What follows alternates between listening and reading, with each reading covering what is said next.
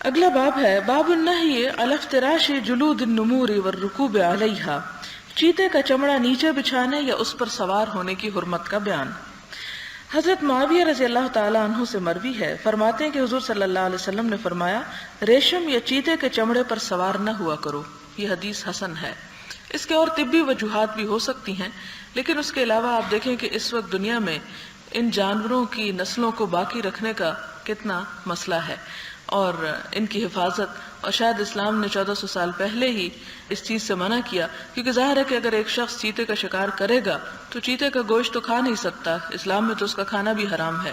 اور پھر دوسرا پرپز یہی ہو سکتا ہے کہ اس کی کھال کو انسان کسی استعمال میں لائے، تو اس کو سواری کے لیے استعمال کرنے یا اسے بچھانے اور اس کو استعمال کرنے سے منع کیا گیا ہے۔ تو اس سے خود بخود جانوروں کے حقوق کا تحفظ ہو جاتا ہے، کیونکہ ان کی نسلیں نایاب ہوتی ہیں، کم ہوتی ہیں، اور جو جانور انسان کی ضرورت کے ہیں وہ پیدا بھی کثرت سے ہوتے ہیں، جیسے بکری، بھیڑ، گائے وغیرہ۔